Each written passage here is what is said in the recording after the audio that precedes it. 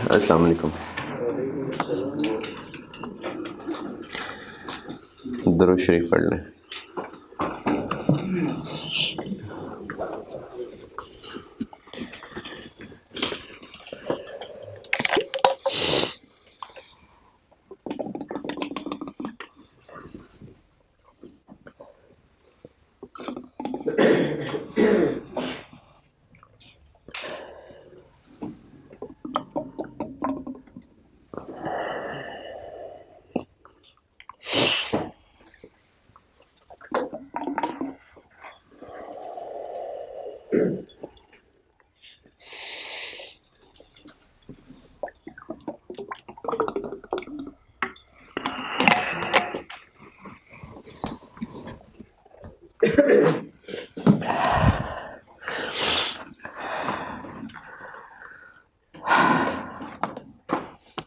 एक मैंने क्वेश्चन दिया था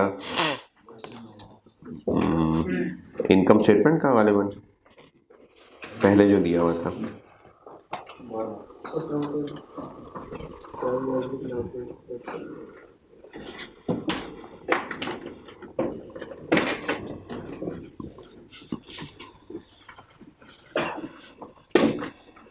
ऑटम 17 का था, क्वेश्चन 13 शायद, नहीं क्वेश्चन 12। हाँ जी, ऑटम 17 क्वेश्चन 12, ठीक है।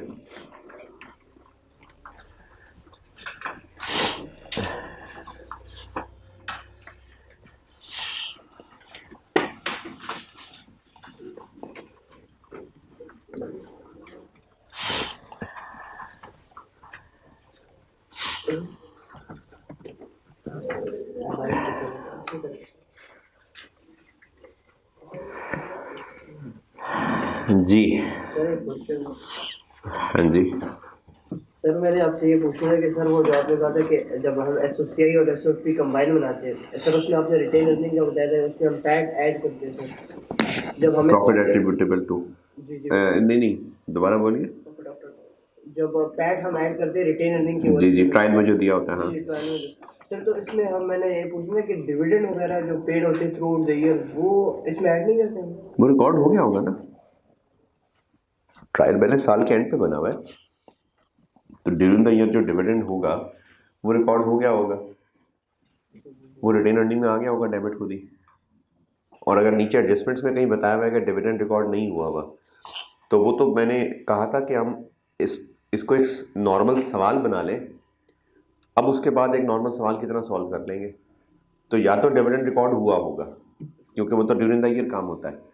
अगर हुआ होगा तो जो ट्रायल में रिटेन अर्निंग्स आ रही हैं उसमें वो ऑलरेडी रिकॉर्डेड है, और अगर नहीं हुआ, सवाल के एंड पे कहीं कहा है कि नहीं हुआ, तो एक बार नॉर्मल शक्ल बना लें सवाल की, उसके बाद जैसे पहले डील करते थे वैसे डील कर लेंगे, रिटेन अर्निंग में से लेस कर देंगे और पेबल बना देंगे।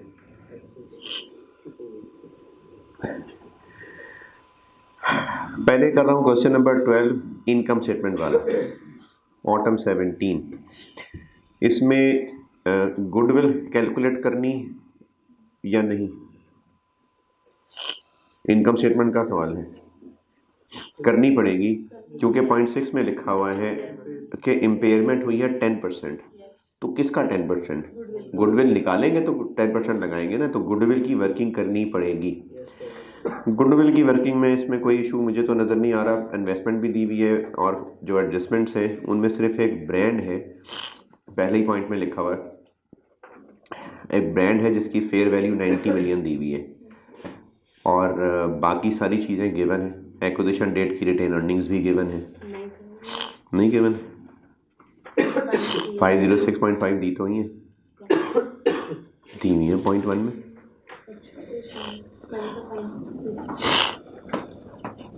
वैसे मैं फाइंड करके भी टैली करा देता हूँ, लेकिन दी नहीं है, नहीं लेकिन गिवन है। पॉइंट नंबर 1, इस बुलेट पॉइंट के नीचे जो पहली लाइन है, the fair value of each share, इसके एंड पे देखें, सही है, वैसे फाइंड भी हो सकती है।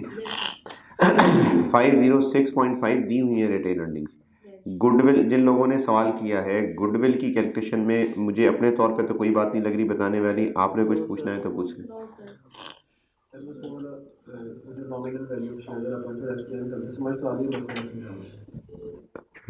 नॉमिनल वैल्यू शेयर की नॉमिनल वैल्यू 1000 मिलियन है। हाँ जो सरकार शेयर वैल्यू 16 रुपये है। हाँ, अच्छा अच्छा अच्छा अच्छा अच्छा। नॉमिनल वैल्यू फेस वैल्यू को कहते हैं। Nominal value, par value, face value एक ही बात है। 10 रुपये एक की शेयर फेस वैल्यू है, ये ऊपर ट्रायल बैलेंस से पता चल रहा है। ट्रायल तो खैर नहीं है, बस एक लिस्ट है, ट्रायल नहीं है। ऊपर ऊपर जो टेबल बना हुआ वो ट्रायल नहीं है, वो वैसी बस उन्होंने आपको एक लिस्ट दे दी है जो जो काम की चीज़ें थी। यही वजह है कि उसमें रिटेन अर्निंग्स साल के एंड का बैलेंस आ रहा है, वरना अगर ट्रायल होता तो ये हो ही नहीं सकता था। क्यों नहीं हो सकता था? क्योंकि इनकम एक्सपेंसेस अलग नज़र आ रहे हैं, तो ये रिटेन अर्निंग एंड की नहीं हो सकती थी। इसलिए है क्योंकि उन्होंने बस वैसी दे दी, क्योंकि ट्रायल नहीं है। तो इसमें शेयर कैपिटल के साथ ब्रैकेट में लिखा हुआ है 10 रुपये का एक शेयर है। 1000 रुपये फेस वैल्यू के शेयर्स, मतलब 100 मिलियन शेयर्स। हम जो अपना शेयर इशू करते हैं उसको हम अपनी मार्केट वैल्यू ही से मल्टीप्लाई करके इन्वेस्टमेंट बनाते हैं ना। ये सर अपने से अगर ना हो तो फिर नॉमिनल वैल्यू पे इशू कर। नहीं, वो कह रहा है कि उतने शेयर्स इशू किए हैं जिनकी नॉमिनल वैल्यू इतनी है, हैविंग नॉमिनल वैल्यू। जिस सवाल में ये था ना कि इतने रुपए पे इशू किए हैं, उस सवाल में फिर मार्केट वैल्यू बताई नहीं हुई थी। उसमें सिर्फ वैसे ही लिखा हुआ था कि हमने 25, पता नहीं, याद नहीं मुझे, 25 रुपये का एक शेयर इशू कर दिया। मुझे याद नहीं उसमें वैल्यू क्या थी, लेकिन उसमें वैल्यू बताई थी कि हमने इतने मिलियन के शेयर इशू कर दिए। उस सवाल में मार्केट वैल्यू बताई ही नहीं थी। तो यहाँ पर तो हमें वो कह रहा है कि उतने शेयर इशू किए जिनकी फेस वैल्यू इतनी बनती है, हैविंग नॉमिनल वैल्यू। तो यहाँ से 100 मिलियन शेयर्स का पता चलेगा और उसको फिर 16 से मल्टीप्लाई करेंगे।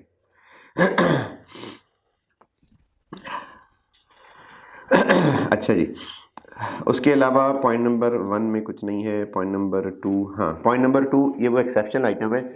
तो सिर्फ जो इन्वेस्टमेंट इनकम है सिर्फ यही एक्सेप्शनल आइटम है, और इनफैक्ट ये अमाउंट ही एक ही है।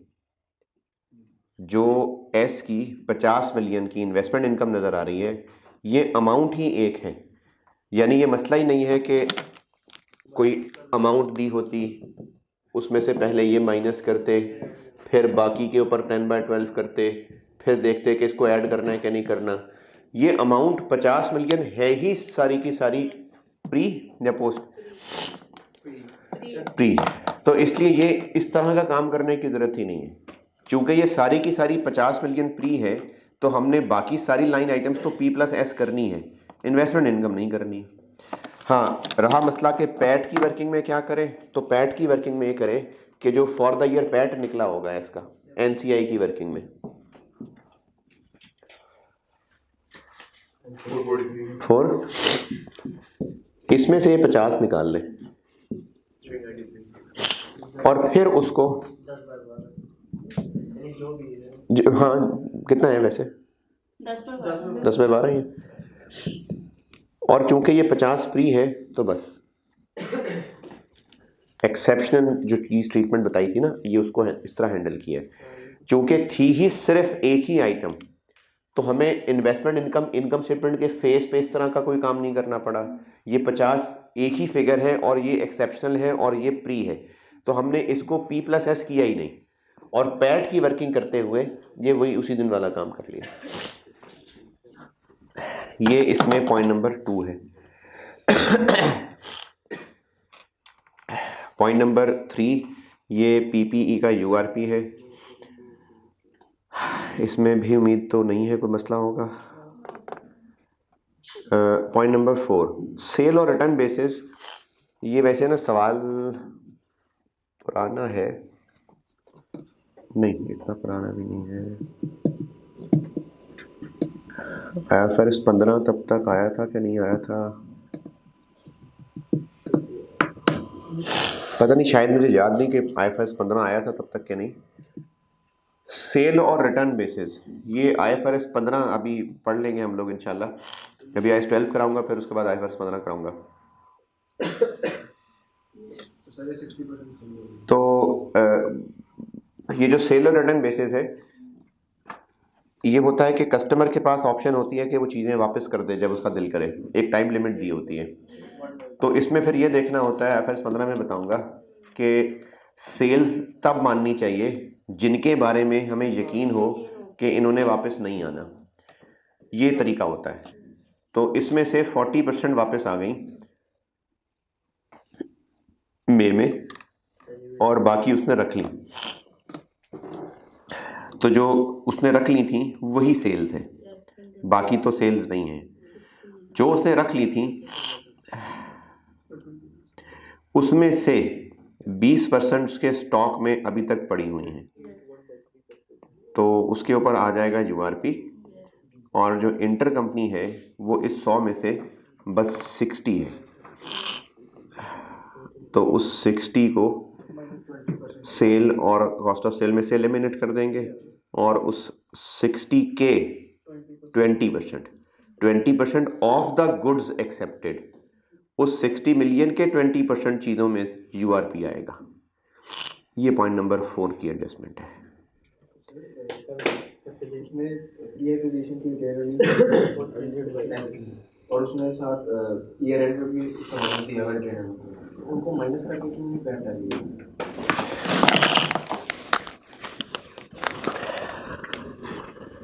कितनी अर्निंग्स दी है? 30 जून 17 704। पूरे साल का पैट कितना है? 443। डिविडेंड कितना है? डिविडेंड है कोई?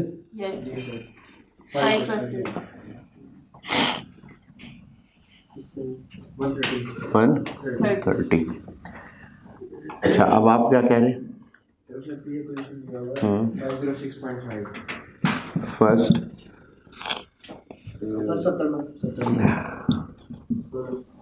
50। अच्छा, आप बोले।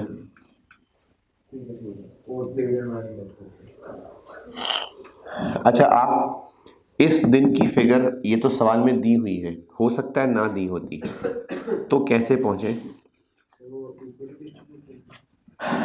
यहां से यहां तक का कमाया हुआ प्रॉफिट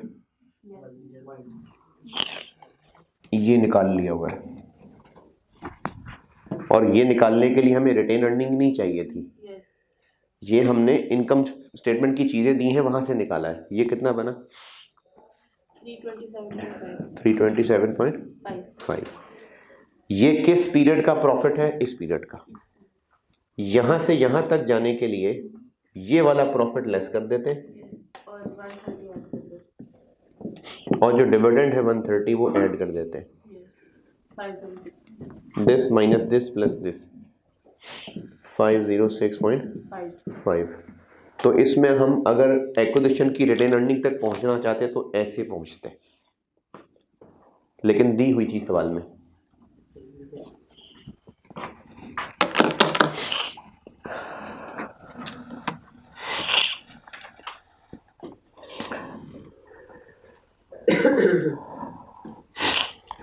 और इस सवाल में कुछ पूछना है तो बताइए।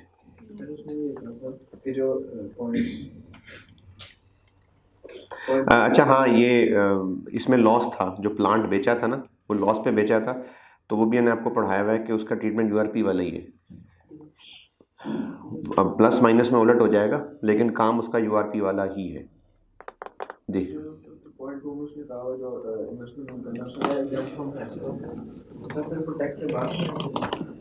नहीं, इससे नहीं कुछ होता।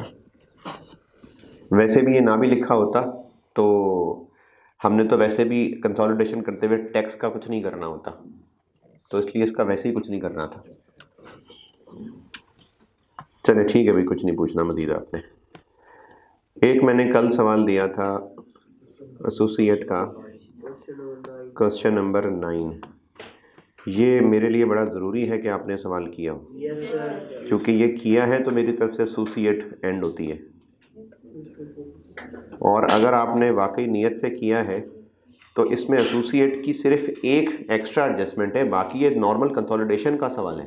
तो ऐसे ही है, कंसोलिडेशन का ही सवाल है, यानी तो मैं कह तो नहीं रहा आप ऐसा करें, लेकिन अगर कोई इंतहाई मायूसी के दर्जे तक पहुंच जाए कि ये एसोसिएट तो मुझसे हुआ ही नहीं, तो फिर भी वो 2 नंबर की चीज़ है सारी, मतलब 2 नंबर की चीज़ नहीं है एसोसिएट, वो 2-3 नंबर की एडजस्टमेंट है बस। तो वो आप अगर नहीं भी हैंडल कर पा रहे तो फिर भी सवाल नहीं ज़ाया हो रहा, ये है सारा कंसोलिडेशन का सवाल। चलें फिर भी कर लेता हूँ उसमें जो जो मसले लगते हैं मुझे आपको।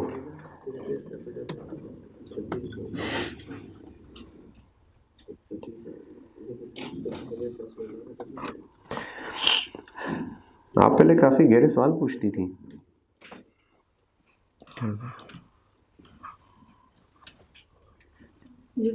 पहले आप बहुत गहरे सवाल पूछती थी, मुझे खुद सोचना पड़ता था, अब आप पूछती नहीं है सवाल। समझ में नहीं आया। छुट्टियाँ करोगे तो फिर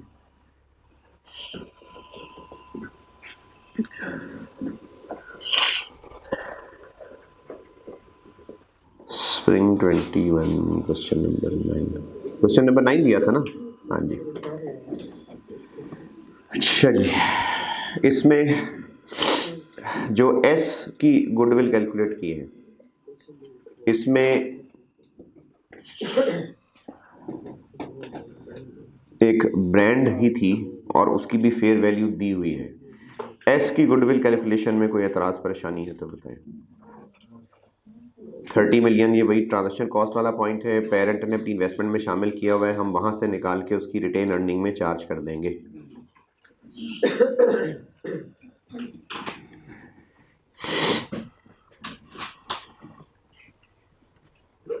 किया है सवाल? Yes sir. गुडविल में कुछ नहीं पूछना? नो सर, इसमें है क्या पूछना कुछ? और पॉइंट नंबर 3 का क्या करना है?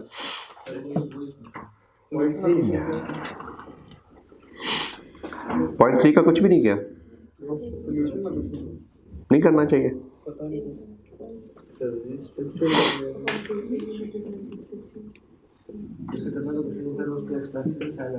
आ गया होगा बिल्कुल।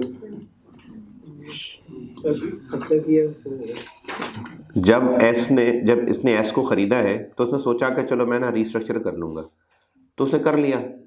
अब जब कर लिया तो उस पर ख़र्चा भी हो गया और उसने उसको प्रॉपर्ली रिकॉर्ड भी कर लिया, बस ठीक है।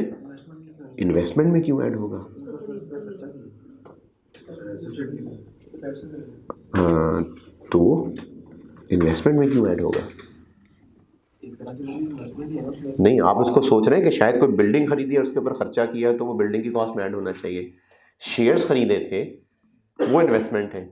अब उसके अलावा अगर एस के स्टाफ को कोई ट्रेनिंग कराने में, कोई एडवर्टीजमेंट्स करने में, कोई लोगों को पैसे दे दे के भेजने में, उसमें कोई खर्चा हो रहा है तो इन्वेस्टमेंट में क्यों डेबिट होगा वो? सर अगर ये इनकम स्टेटमेंट में होता तो उसकी क्या करते हैं? क्या इनकम स्टेटमेंट में इसकी क्या एडजस्टमेंट है? यानी अगर ये रिकॉर्ड ना, ये पेरेंट का एक बस एक्सपेंस है।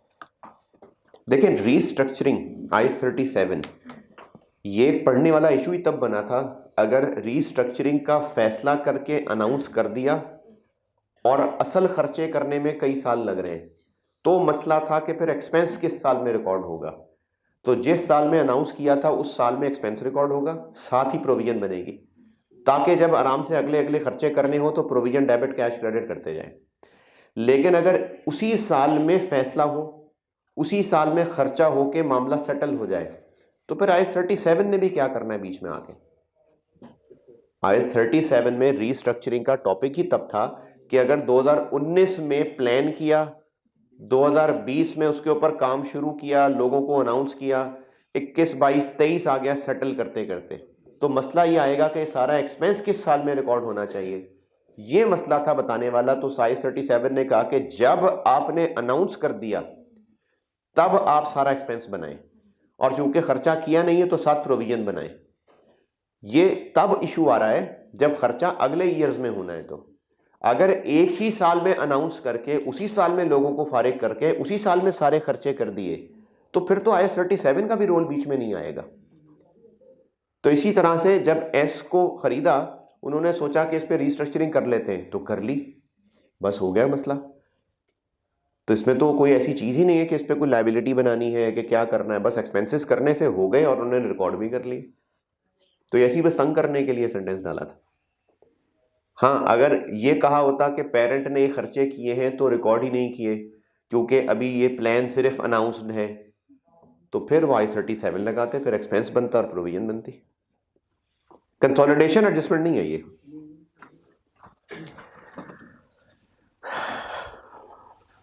इसमें मुझे लगता है कि ये एक ही पॉइंट था जिसको समझने में कोई मुश्किल हो, अदरवाइज़ अगर आप नियत से सवाल किए हों तो इसमें कुछ और मुझे तो समझ नहीं आ रहा पूछना, आपने कुछ पूछना है तो बताइए। चले मैं हाँ सही, एक चीज़ और बिल्कुल। जब ए को ख़रीदा था एसोसिएट को, तो उस वक्त एसोसिएट की गुडविल निकालें अगर,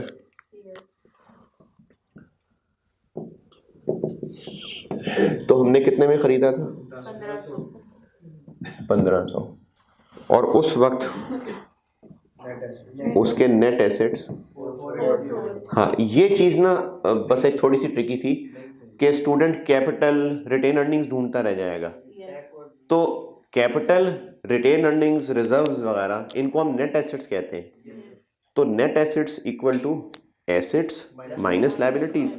तो उसने वो एसेट्स और लायबिलिटीज दिए हुए, बल्कि एक और मेहरबानी ये की कि नेट एसेट्स का वर्ड भी लिख दिया। तो कैपिटल रिजर्व्स ना सही, हमें पता है इसका टोटल कितना, वो 4480 है।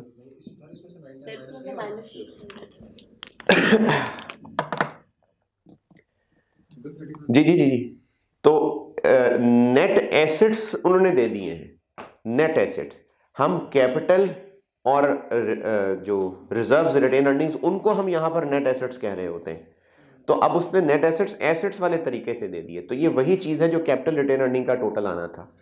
हाँ, अब रहा मसला कि ये फिगर किस डेट की है, तो ये आपको 31 दिसंबर 20 की फिगर दी हुई है। तो अब यहाँ से हम साल पीछे चलते हैं। तो ये जो 4480 है, ये इस कैपिटल और अदर रिजर्व्स तो चलो ना सही, ये रिटेन अर्निंग्स का ही टोटल है। लेकिन कब की? 31 दिसंबर 20। हमें इसकी एक्विजिशन डेट कहाँ तक पहुँचना है? 1 जनवरी तक। तो इस साल में कैपिटल में तो मजीद कुछ आया नहीं होगा, जो भी है वो रिटेन अर्निंग में ही आया होना है। तो रिटेन अर्निंग में एक तो पैट ऐड हुआ होगा, और अगर कोई डिविडेंड हुआ तो वो लेस हुआ होगा, तब जाके होगा। तो यहाँ से वापस चलेंगे तो 1 जनवरी के नेट एसेट्स तक पहुँच जाएंगे। रिटेन अर्निंग्स में पैट एडिड था, वो लेस कर दिया 910, और जो 490 का डिविडेंड था वो लेस हुआ था, वो ऐड कर दिया, तो 1 जनवरी तक पहुंच जाएंगे। वो यहाँ की फिगर है, उसका 35% कितना बनेगा? 40। इसका लगाएंगे हम 35%, तो पॉजिटिव गुडविल है, इसलिए कोई मसला नहीं है। अगर नेगेटिव होती तो रिटेन अर्निंग्स में ऐड करते और इन्वेस्टमेंट में ऐड कर देते। तो गुडविल निकाल के जरूर देखनी है। क्या जी? मैं पहुंच रहा हूँ। फिर इसके अलावा पॉइंट नंबर 7 में इन्वेंट्री है, उसका यूआरपी है। तो पेरेंट का क्या नाम है? HL। ML's inventory purchase from HL, यानी P ने S को बेचा हुआ है, ये वो यूआरपी है। तो इसका यूआरपी स्टॉक में से लेस और पेरेंट की रिटेन अर्निंग से लेस। HL's इन्वेंट्री जो PL से खरीदी है, यानी A ने P को बेचा है, तो इन्वेंट्री से लेस, क्योंकि A ने P को बेचा है, और रिटेन अर्निंग से लेस। लेकिन पूरा रिटेन अर्निंग, पूरी यूआरपी नहीं, उस पर 35% लगा के। और जो रिसीवेबल फ्रॉम MLA है, तो ये तो P और S का मामला हो गया, ये एलिमिनेट होगा। लेकिन जो पेएबल टू PL है, तो हम एसोसिएट के इंटर कंपनी बैलेंसेस को नहीं एलिमिनेट करते, क्योंकि जब कंसोलिडेट ही नहीं करते तो एलिमिनेट क्यों करना है, तो इसलिए पेबल टू पीएल का कुछ नहीं करना।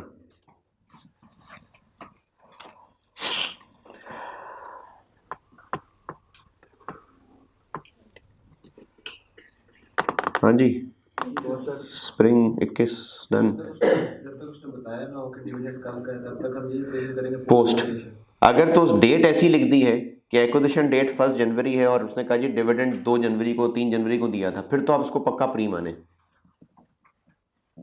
अगर तो डेट ऐसी है ना कि एक्विजिशन के फौरन बात की है, फिर तो आप उसको प्री बिल्कुल मानेंगे, क्योंकि 1 जनवरी को शेयर्स खरीद रहे हैं, 2 जनवरी को वो डिविडेंड डिक्लेयर कर रहा है, तो वो पोस्ट का तो नहीं हो सकता। लेकिन अगर महीने गुजर चुके हुए हैं तो फिर आप उसको पोस्ट ही माने। प्री वैसे टेस्ट नहीं हुआ आज तक। क्वेश्चन 9 में मजीद कोई और सवाल? अच्छा, बैलेंस शीट का फिर एक और सवाल आप जो कर सकते हैं कर लेना चाहिए। इससे अगला क्वेश्चन 10, ये लेटेस्ट है, ये तो और भी आसान था। जो एसोसिएट ने सेल की है होल्डिंग को पी को, तो सर ये रिटेन अर्निंग में ये पीएल की उससे माइनस होंगे और यूआरपी पीएल वाले जो जी जी जी जी आउटर कॉलम से पीएल की यूआरपी रिटेन अर्निंग नहीं नहीं, देखें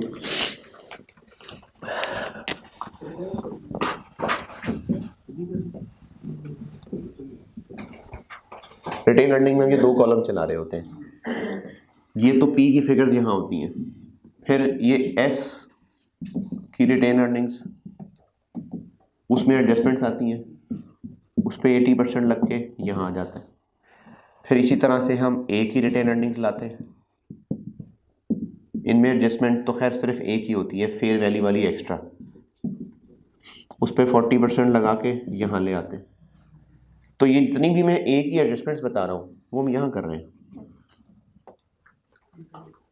चाहे वो इम्पेयरमेंट है, चाहे वो नेगेटिव गुडविल है, चाहे वो यूआरपी है, वो हम यहाँ कर रहे हैं इधर। नेगेटिव गुडविल का बताया था ना कि इन्वेस्टमेंट में ऐड हुई जी, इसका भी क्या रीजन है कि हम इन्वेस्टमेंट की अमाउंट को जो शेयर बनता है वहाँ तक तो लाए ना।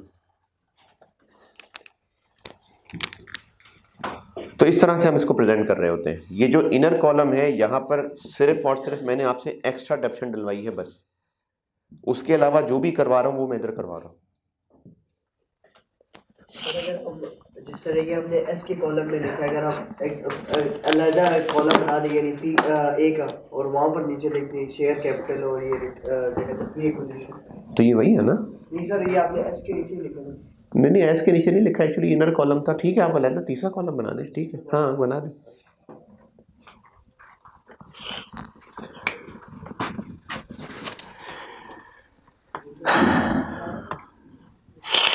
बैलेंस शीट का और ये क्वेश्चन नंबर 10 है, ये भी आप कर सकते हैं, और कर सकते हुए तो नहीं करेंगे इसलिए होमवर्क ही दे देता हूँ। तो क्वेश्चन 10 होमवर्क है। अब आते हैं इनकम स्टेटमेंट पे। मैं इनकम स्टेटमेंट समझा देता हूँ और एक सवाल करा देता हूँ।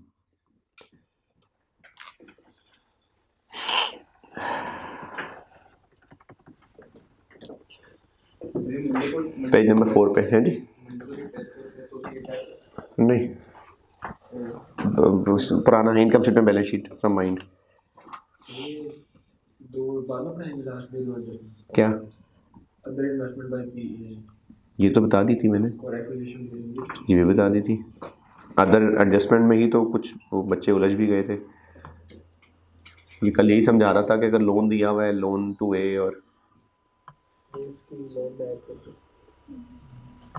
एक्विजिशन ड्यूरिंग द ईयर भी बताया था कि जैसे एस की रिटेन अर्निंग में हम ये महीने लगा के फाइन कर रहे होते हैं, वैसे ही ए की भी फाइन कर लेंगे।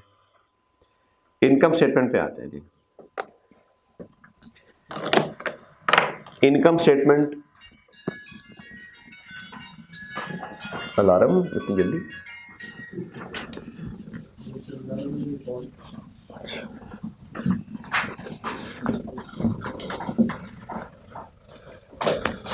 इनकम स्टेटमेंट भी एक एग्जांपल से मैं आपको प्रोसीजर सिखाता हूँ इसका। इनकम स्टेटमेंट्स की आसान होती है बहुत।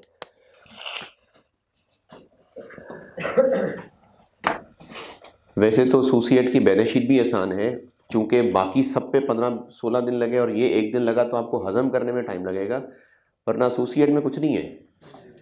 इनकम स्टेटमेंट तो खैर बैलेंस शीट से भी आसान है। इनकम स्टेटमेंट सिखा रहा हूँ एक एग्जाम्पल के साथ।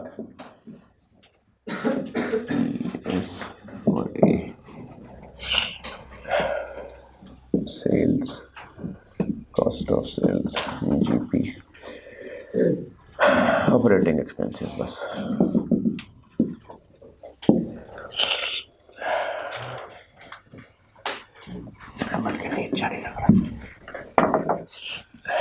Distribution cost, admin cost, finance cost, PVT, tax, PAT, OCI, revaluation gain और टोटल कंप्रिहेंसिव इनकम।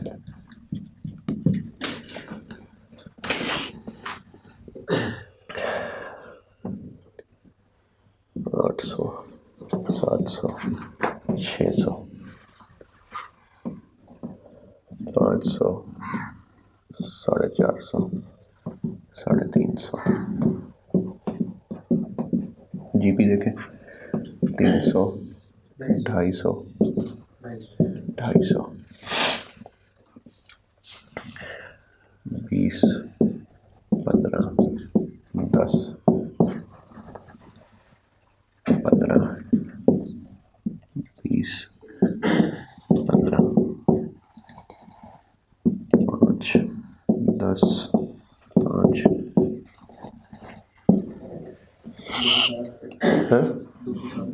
260, 205,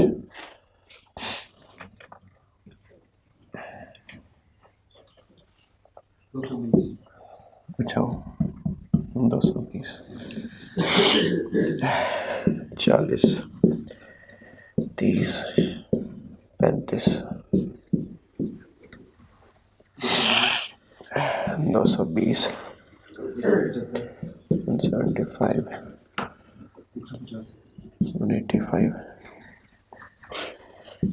10, 15, 20, 230, 190, 205,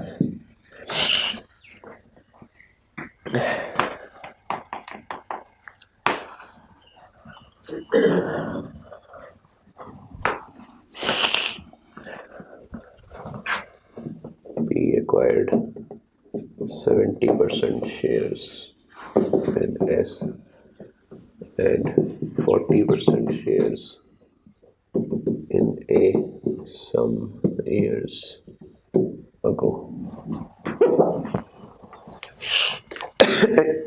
ये एक बेसिक सवाल से इसका प्रोसीजर बता रहा हूँ आपको।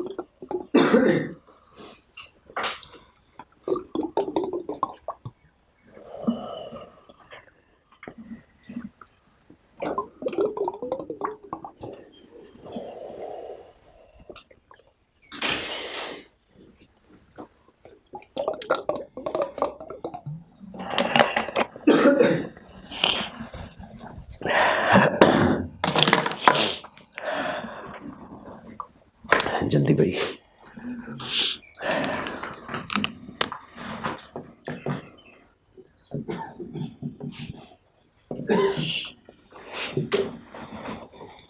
जी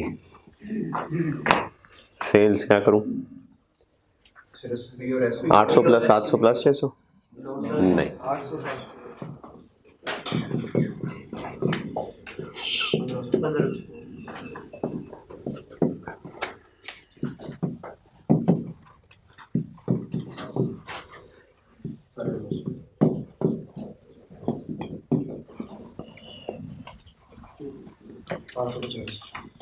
550 डिस्ट्रीब्यूशन कॉस्ट 20 और 15 35 एडमिन एक्सपेंस 15 और 20 35 फाइनेंस कॉस्ट 5 और 10 15 एक लाइन छोड़ी है मैंने, इसके नीचे मैंने एक लाइन छोड़ी है अभी पीबीटी टोटल नहीं करिएगा, नहीं टोटल ना करें। Tax 40 plus 30 70 PAT OCI revaluation gain 10 और 15 25 एक लाइन और छोड़ी है इधर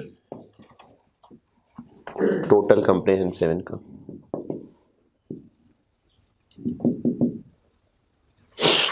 ये 2 लाइन छोड़ी हैं यहाँ। प्रॉफिट एट्रीब्यूटेबल क्या हो गया? Attributable to share holders of P और NCI total comprehensive income attributable to share holders of P और एनसीआई।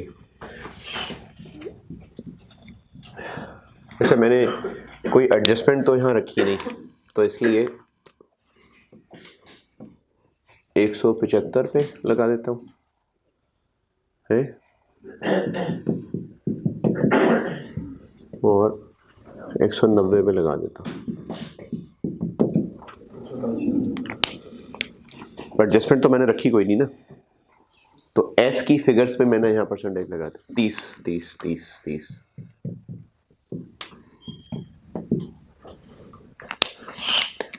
अलग वर्किंग तो आपको इसलिए सिखाई हुई है एस का पैट और वो सब, क्योंकि इसमें एडजस्टमेंट्स करनी होती हैं। अभी तो मैंने एस तो एडजस्टमेंट ही कोई नहीं रखी ना, तो मैंने एस के पैट पे इधर लगा दिया और एस की टोटल कंप्रिहेंसिव इनकम पे इधर लगा दिया।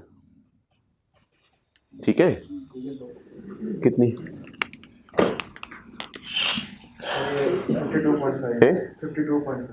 52.5 और ये 57। ये तो हो गया एस। एसोसिएट को हम कंसोलिडेट नहीं करते line by line. Balance sheet में क्या कर रहे थे, उसके रिटेन अर्निंग्स में अपना हिस्सा अपना हक लगा रहे थे, उसके अदर रिजर्व में अपना हक लगा रहे थे, यानी उसके प्रॉफिट्स में हम अपना हिस्सा लगा रहे थे। तो इनकम स्टेटमेंट के फेस के ऊपर एक हम एसोसिएट के प्रॉफिट पे अपना हक जताएंगे और एक हम एसोसिएट की ओसीआई पे अपना हक जताएंगे। लाइन आइटम्स में शामिल किए बगैर उसके प्रॉफिट्स में एक हिस्सा बना के हम यहां पीबीटी से ऊपर एक लाइन लिखेंगे share of profit from associate, और उसके ओसीआई में एक हिस्सा अपना लगा के एक लाइन लिख देंगे share of OCI from associate. बस ये एसोसीआई होती है। सर इस शेयर पे हम टैक्स नहीं देंगे? हम ए के पैट में अपना हिस्सा लेंगे। ठीक है। तो सर ये जो 40 और 30 टैक्स है ये तो इनके प्रॉफिट पे है ना, हाँ। लाइक पी के और ए के।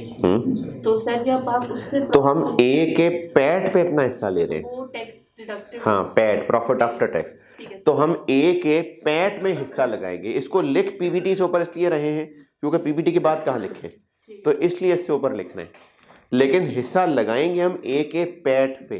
तो ए का पैट कितना, 185। तो 185 का 40%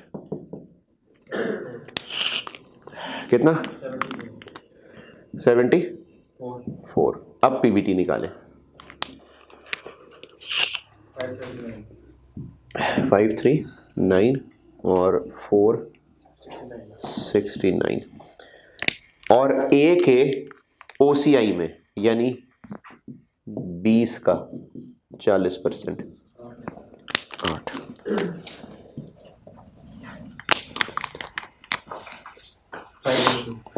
502 469 502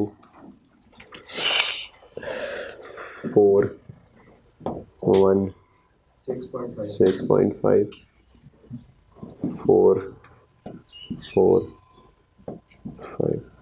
ये जो पैट होगा इसके अंदर सारे एडजस्टमेंट्स करेंगे ना हम रिटेल रिलीज करेंगे। ये तो मैंने भी सादा बताया ना, अभी तो मैंने आपको बिल्कुल एक बेसिक प्रोसीजर बताया, आगे एडजस्टमेंट बताता हूँ। तो एसोसिएट को इनकम स्टेटमेंट में हैंडल करने का बेसिक प्रोसीजर ये है कि कंसोलिडेशन ए को हम लाइन बाय लाइन नहीं करेंगे, बस ए के पैट पे हिस्सा लगा के यहां पर एक लाइन आ जाएगी और ए के ओसीआई पे एक हिस्सा लगा के यहां एक लाइन आ जाएगी।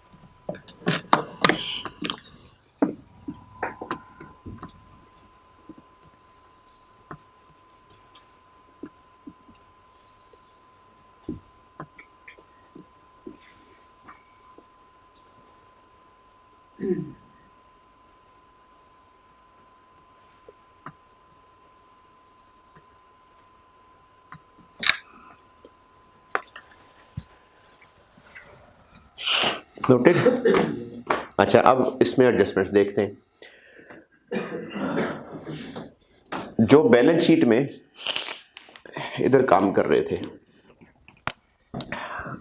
ए की रिटेन अर्निंग बैलेंस शीट वाली, इसमें से लेस प्री और एक्स्ट्रा डेप्रिसिएशन, फिर जो आंसर आया उसमें लगाया 40%, वो मैं ले गया इधर। फिर इसमें अगर इम्पेयरमेंट है तो वो यहाँ से लेस, नेगेटिव गुडविल है तो वो यहाँ पर ऐड, यूआरपी है तो वो यहाँ से लेस। इनकम स्टेटमेंट में क्या करेंगे, इसके लिए होगी, यानी ये फिगर ऐसे निकलेगी। बस क्या होगा कि पैट आ जाएगा। कितने अरसे की, फॉर द ईयर। अगर पहला साल है तो नेगेटिव गुडविल, पहला साल नहीं है तो नेगेटिव गुडविल नहीं आएगी। इम्पेयरमेंट इस साल की, यूआरपी आएगा। बस इसका आंसर ये होगा।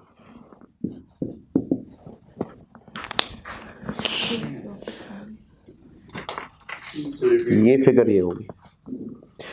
बैलेंस शीट में एसोसिएट में हम लोग रिटेन अर्निंग्स में ये करके आए हैं। एक्विजिशन है, सेपरेट क्या बनाना है, नहीं, इनकम स्टेटमेंट का सवाल तो कंबाइंड भी आ सकता है, लेकिन बैलेंस शीट और इनकम स्टेटमेंट की अलग अलग वर्किंग्स होती हैं, क्योंकि बैलेंस शीट की वर्किंग्स में तब से लेके आज तक की चीज़ें आ रही होती हैं। इनकम स्टेटमेंट सिर्फ फॉर द ईयर होती है। तो वो तो एनसीआई की भी हम दो अलग अलग वर्किंग बनाते थे। बैलेंस शीट इनकम स्टेटमेंट के कंबाइंड सवाल में एनसीआई की भी दो अलग वर्किंग्स बनाते थे। जो बैलेंस शीट में रिटेन अर्निंग्स की वर्किंग में सीखा है, उसमें अब तक ये किया था कि ए की रिटेन अर्निंग्स बैलेंस शीट की minus pre minus fair value पे एक्स्ट्रा डेप्रिसिएशन। जो आंसर आया उस पर 40% लगा के आउटर कॉलम में आ गए, और उसके बाद जो एडजस्टमेंट्स बताई थी, यूआरपी थी, इम्पेयरमेंट ऑन इन्वेस्टमेंट थी, नेगेटिव गुडविल थी, वो हम इन सब में आउटर कॉलम में एडलेस कर रहे थे। अब ये जो फिगर है ना, ये फिगर ऐसे निकलेगी कि बस वो रिटेन अर्निंग्स देगा, ए का पैट फॉर द ईयर आ जाएगा, एक्स्ट्रा डेप्रिसिएशन कितने अरसे की, फॉर द ईयर, रेट लग के आउटर कॉलम में। पहला साल है तो नेगेटिव गुडविल आएगी, पहला साल नहीं है तो नेगेटिव गुडविल नहीं आएगी। Impairment loss for the year, URP वगैरह सब वैसे ही आएगा। तो अब जो इसका आंसर निकलेगा वो ये फिगर होगी। और ये फिगर कैसे निकलेगी, ये तो सिंपली जो उसका ओसीआई फॉर द ईयर है उस पर रेट लग जाएगा। ये इनकम स्टेटमेंट। इसके लिए आप नोट्स में आइए,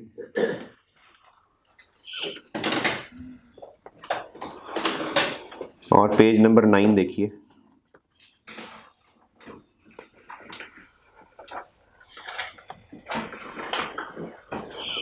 पेज नंबर 9, ये देखिए, यही मैंने बता रहा हूँ ना, बता रहा हूँ। पेज नंबर 9 है। 9 पे कॉस्ट ऑफ सेल कहाँ से आ गई? नहीं, मैं बताता हूँ। पेज 9 इसकी वर्किंग का फॉर्मेट दिखाया है। पेज 9 यही बात जो यहाँ समझा रहा था। ये इस तरह करके हम share of profit from associate निकालेंगे। ओके, अच्छा, इसमें थोड़ी थोड़ी सी बारीक चीजें देख लेते हैं। पेज नंबर 4 पे आ जाए जी, जहां से मैंने इनकम स्टेटमेंट की कहानी शुरू की है। Page number 4।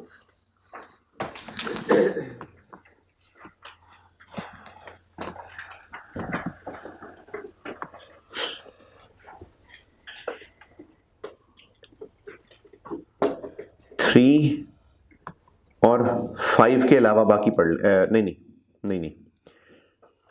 1 और 2 पढ़ ले। पहले 1 और 2 पढ़ ले।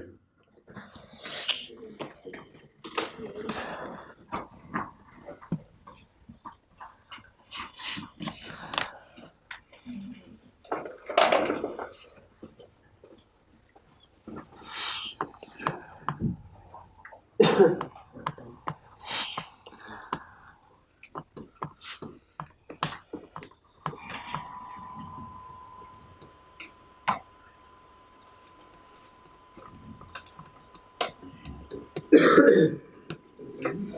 नहीं नहीं, अभी मैंने पॉइंट 1 और 2 का है।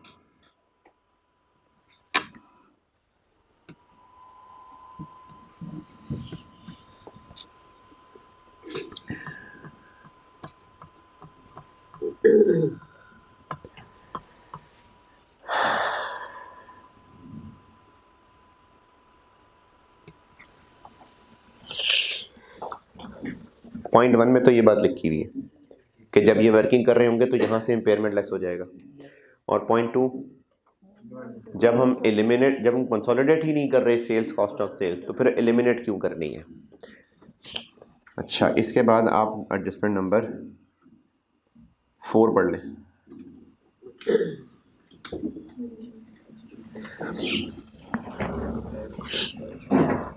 उसमें मैंने ये बात लिखी।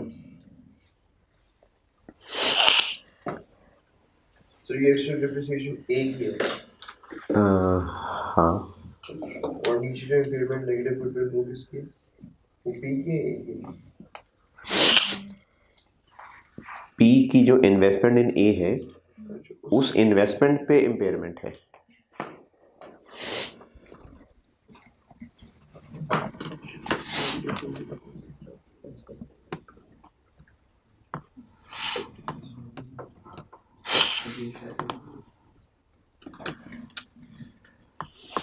हाँ जी, नंबर 6 और 8 पढ़ लें। नंबर 6 और 8।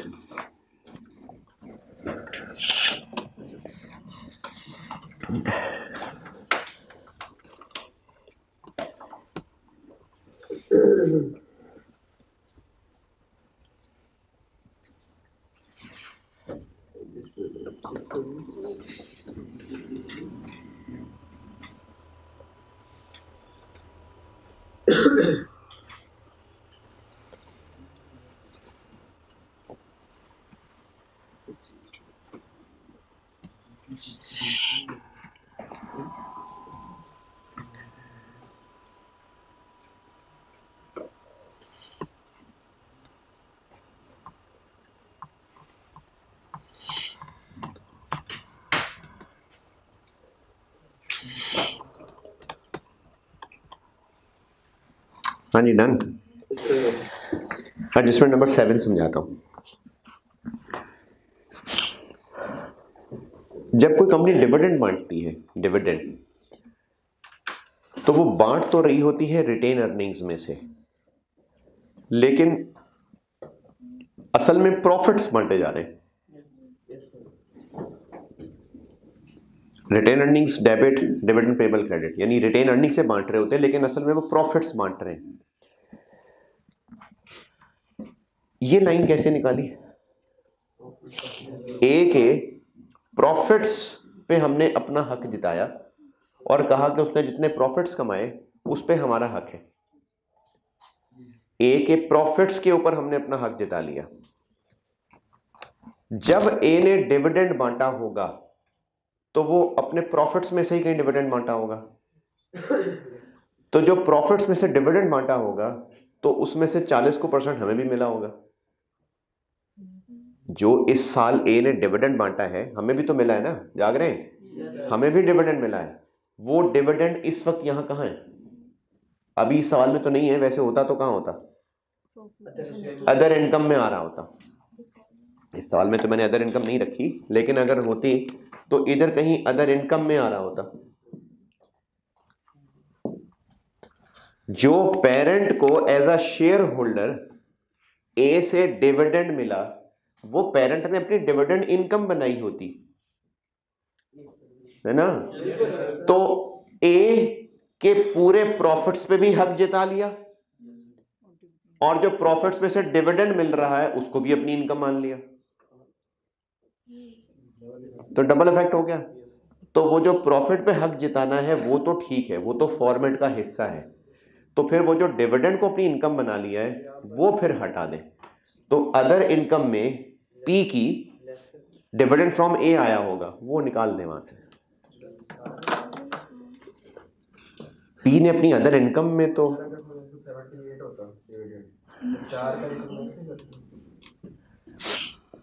इन डिविडेंड ज़्यादा बांटा होता फॉर द ईयर प्रॉफिट से।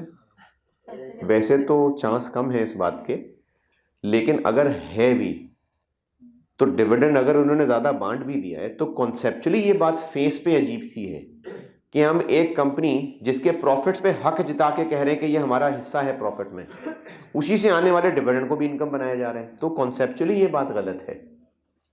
हाँ, अगर किसी साल में ऐसा हो भी गया कि उस साल में एसोसिएट ने पिछले 4, 5, 10 साल का इकट्ठा ही डिविडेंड लोगों को खुश करने के लिए ज़्यादा बांट दिया, तो वो प्रॉफिट फॉर द ईयर से तो ज़्यादा ही आ रहा होगा। तो ये तो एक्सेप्शनल सिनेरियो हो सकता है, किसी एक साल में हो सकता है ऐसा, लेकिन कॉन्सेप्चुअली तो हमने ऐसे ही करना है कि जहां पर प्रॉफिट्स के हिस्से को दिखाना है तो फिर डिविडेंड को इनकम नहीं बताना अपनी। तो इसलिए जो डिविडेंड इनकम हमने अपनी इनकम में शो की हुई है वो निकाल देंगे। ये एडजस्टमेंट 7 है।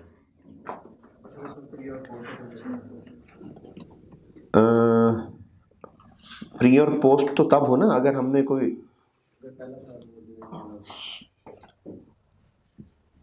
अच्छा, यानी अभी अभी इसको एसोसिएट को 2 महीने पहले खरीदा है और पोस्ट डिविडेंड, पोस्ट जितना डिविडेंड ए से मिला वो अदर इनकम में आ रहा है, वो अदर इनकम से निकाल देंगे। एडजस्टमेंट 7 बता दी मैंने।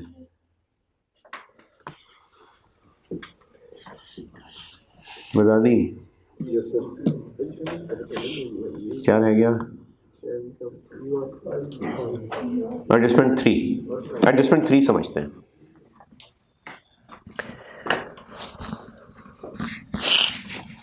यूआरपी, पी और एस वाले सवाल में यूआरपी का क्या करते थे? इन्वेंट्री और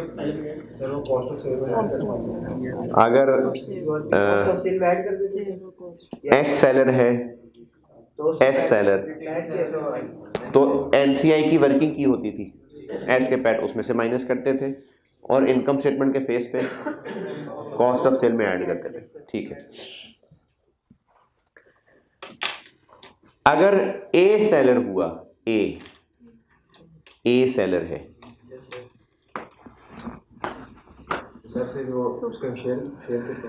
तो ये जो हम यहां पर वर्किंग कर रहे हैं,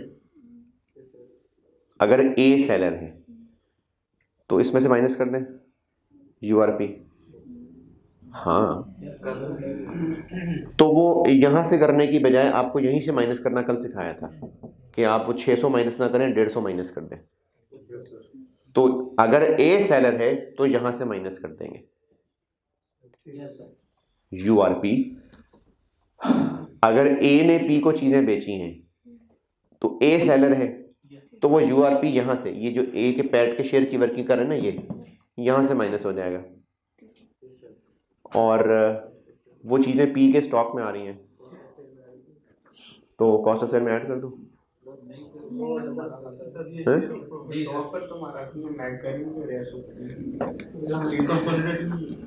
हम बैलेंस शीट में क्या कर रहे थे अगर ए सेलर है तो? सर उसकी इन्वेंट्री में ऐड कर, इन्वेंट्री तो पी की आ रही थी तो इन्वेंट्री में से लेस और वो रिटेन अर्निंग में से लेस अगर ए सेलर है, और अगर पी सेलर था तो रिटेन अर्निंग से लेस और इन्वेस्टमेंट में से लेस। पी सेलर है तो रिटेन अर्निंग से लेस और इन्वेस्टमेंट में से लेस। ए सेलर है तो इन्वेंट्री में से लेस। ए सेलर है, ए तो ए सेलर है तो यहां से तो लेस करे। तो पी की तो इन्वेंट्री है ना, या नहीं है? क्यों नहीं सर? तो पी की तो कॉस्ट ऑफ सेल्स निकालते हुए वो यहाँ आई हुई है, तो इसमें फिर यूआरपी ऐड करें कि ना करें? यूआरपी ऐड नहीं करेंगे।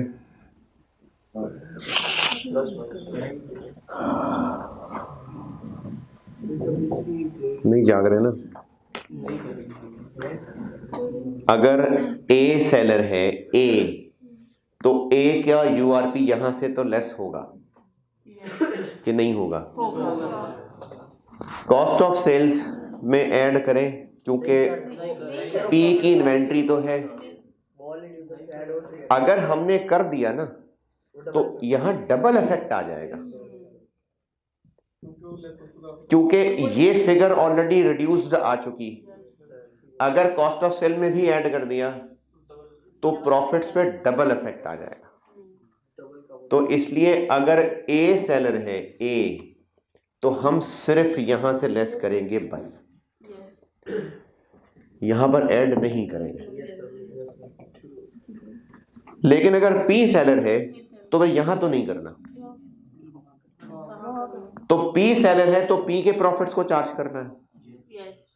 तो पी के प्रॉफिट्स में चार्ज करने के लिए या तो सेल्स में से लेस कर दें, प्रैक्टिस ये है कि कॉस्ट ऑफ सेल्स में ऐड कर दें। कॉस्ट ऑफ सेल में ऐड करने से वो ऑलरेडी प्रॉफिट कम आ जाएगा। ये एडजस्टमेंट नंबर 3 बता दिया आप। और ये एडजस्ट करना कितना, 600 या 150? 150।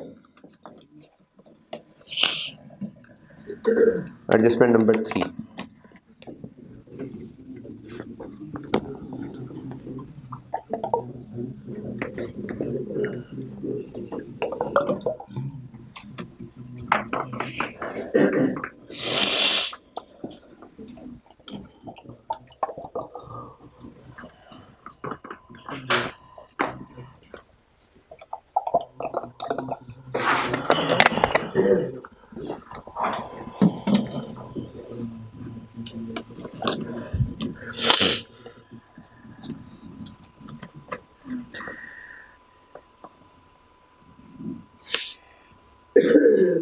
एडजस्टमेंट 3। और इसी तरह से अगर गुड्स नहीं पीपीई बेचा है तो वो ए सेलर है तो यहाँ से लेस, और अगर पी सेलर है तो पी ने कहीं ना कहीं इसको प्रॉफिट एंड डिस्पोजल बनाया होगा तो वो अदर इनकम से लेस।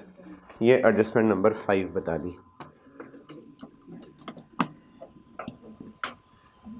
एडजस्टमेंट नंबर 5 पढ़ लें ज़रूर।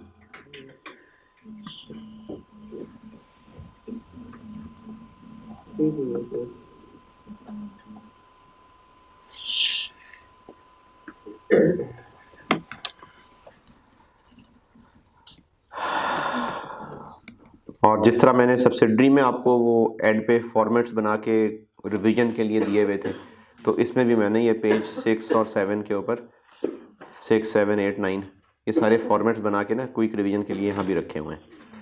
और ये एसोसिएट हो गई ख़त्म। एक सवाल मैं करा देता हूँ और बस फिर अल्लाह हाफिज़। ये कंसोलिडेशन को अल्लाह हाफिज़। क्वेश्चन नंबर 10, 9, 8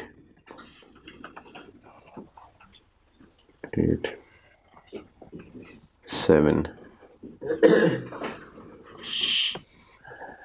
इधर गया। हाँ जी, क्वेश्चन नंबर 6 पे आ जाए। Question number 6।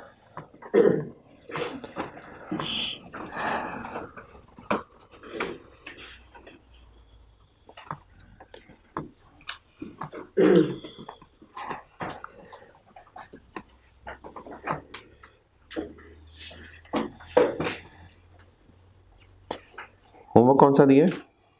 क्वेश्चन 10। चलिए क्वेश्चन 6 करा रहा हूँ। और सर ये कंप्लीट तो नहीं होगा? हैं जी, कंप्लीट तो नहीं होगा? कर लेंगे यार, क्यों, कोई और क्लास है? कॉस्ट की है ना, तो यही वाले हैं, कर लेंगे क्यों ये आप गलत कर रहे हो। नहीं। क्या गलत क्या है यार,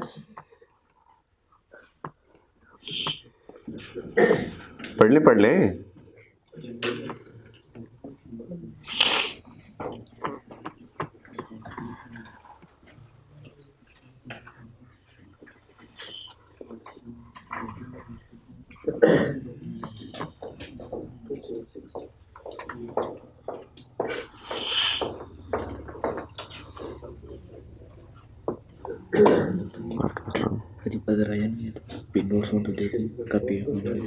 FAR2 नहीं, कोई नहीं। आप लोगों को IS 12 मैंने कह दिया था ना कि नोट्स ले लीजिएगा।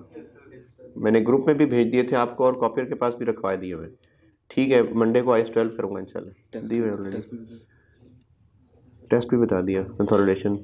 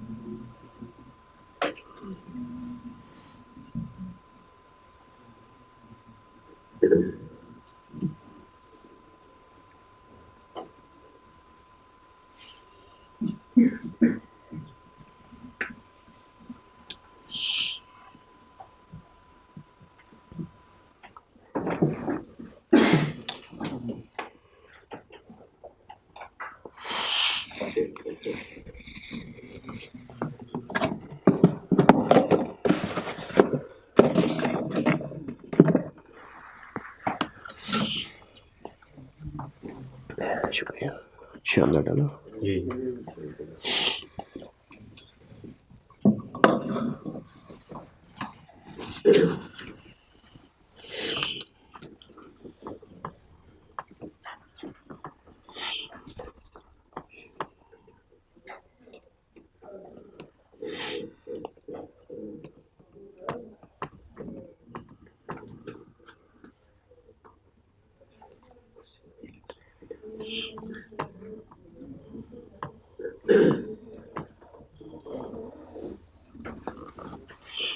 चले रहने दें, ये ना ये टपाने वाला सवाल नहीं है।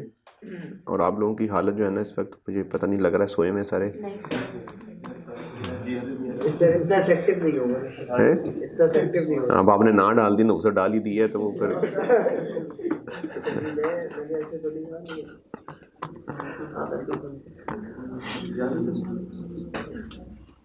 लेकिन होमवर्क ले लें बहुत सारा फिर।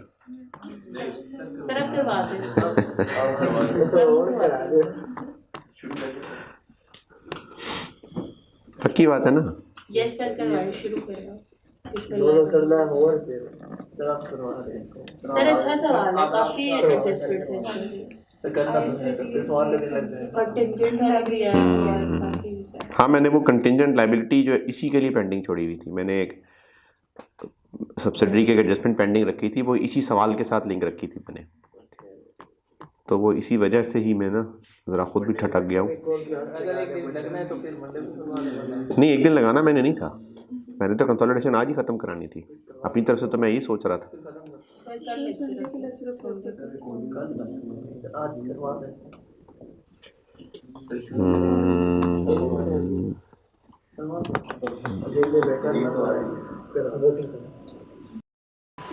नहीं, मुझे ना असल में जो फ़िक्र लगी ना ज़्यादा फ़िक्र ये लगी कॉस्ट की क्लास अफेक्ट होगी, फिर शाम को उनको दोबारा भी बुलाना है। बट ठीक है, फिर जिसने कॉस्ट में से उठ के जाना हो चले जाना, मैं कॉस्ट पढ़ा दूंगा, खींच दूंगा 10:30 तक। अच्छा, ऑडिट क्लास होती है? अरे यार, तो ऑडिट तो आसान सा नहीं है सब्जेक्ट, मैंने सुना था आसान सा है।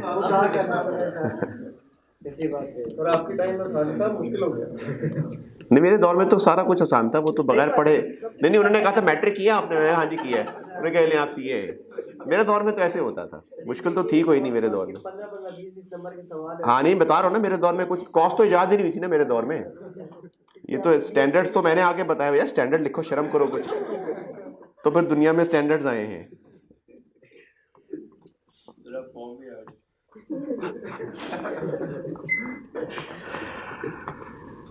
चलो ठीक है, नहीं करा रहा सवाल। आप लोगों को फिर 2 सवाल दे रहा हूँ होमवर्क। एक तो हो गया नहीं हुआ ना। एक तो क्वेश्चन 10 कहा है और एक आप क्वेश्चन नंबर 8 कराएं। क्वेश्चन 8 आसान है, 10 और 8 आसान है क्योंकि मेनली ये कंसोलिडेशन ही के सवाल हैं। क्वेश्चन 9 में खुद करना है क्योंकि उसमें कंटिंजेंट लायबिलिटी की एडजस्टमेंट रखी है मैंने, वो नहीं कौन सा बोल दिया, हाँ क्वेश्चन 6 मैंने खुद करवाना है। उसके अलावा आप क्वेश्चन नंबर 8 और 10 कर लीजिए ताकि ये कंसोलिडेशन का टॉपिक जो है ना ये खुशी खुशी एंड हो जाए। तो कल ये कंसोलिडेशन का एक सवाल करा के मंडे को है नहीं वैसे कुछ हुआ ही नहीं आज क्लास में, तो क्या मैं अपलोड करूं? बारिश हो रही है बाहर, चलें देखते हैं, सोचते हैं। ठीक है, आप क्वेश्चन नंबर 8 और 10 कर लीजिए। और कल मुझे रियलाइज़ हुआ कि मुझसे ही कोई गलती हो रही है यकीनन, कि ये चीज़ मिस हो रही है।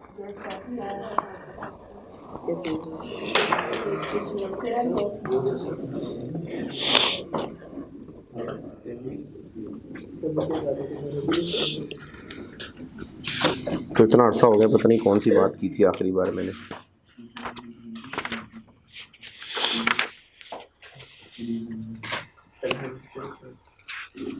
कोई किसी को आखिरी बात याद हो? बुजुर्गों वाली बरकत।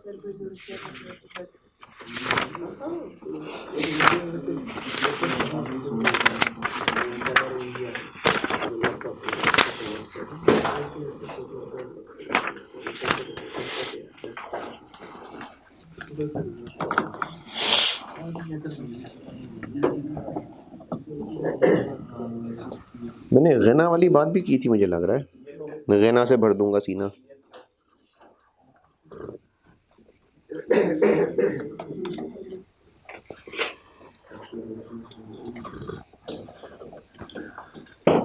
अच्छा, ये बात की थी कि दुनिया के लिहाज से अपने कमतर लोगों को देखना है। नहीं, FR1 में की थी। देखूंगा यार, मूड होगा तो।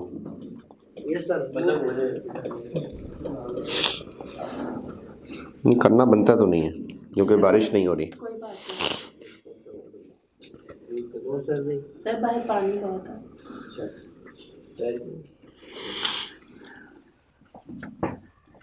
तिरमिज़ी 2513।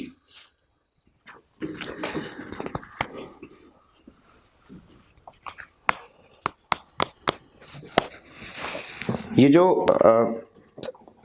किसी में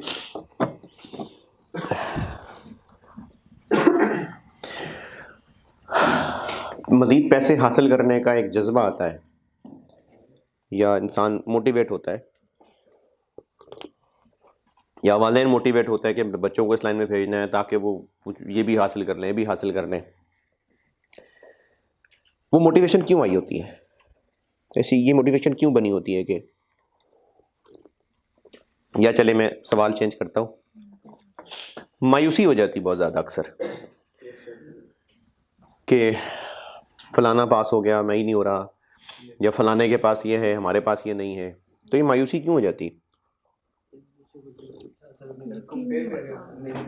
हम कंपैरिजन में आ जाते हैं और हम उन चीज़ों को देख के जो हमारे पास नहीं है और दूसरों के पास हैं, उसकी वजह से हम उन चीज़ों को भूल जाते हैं जो हमारे पास हैं। और जो हमारे पास है वो भी बहुतों के पास नहीं होगा, लेकिन चूंकि हमें लालची इंसान है तो इंसान को असल में चाहिए वो जो उसके पास नहीं है, तो फिर वो जो उसके पास ऑलरेडी है वो उस पर नाशुक्रा हो जाता है। इससे बचने के लिए एक नसीहत हमारे लिए हमारे नबी सल्लल्लाहु अलैहि वसल्लम ने फरमाई। तिरमिज़ी 2513, सैयदना अबू हुरैरा रज़ियल्लाहु तआला अन्हु से रवायत है कि रसूलुल्लाह सल्लल्लाहु अलैहि वसल्लम ने फरमाया, ऐसे लोगों की तरफ देखो जो दुनिया के मालो असबाब के लिहाज से तुमसे कमतर हों, और उनकी तरफ ना देखो जो मालो दौलत में तुमसे बढ़कर हों।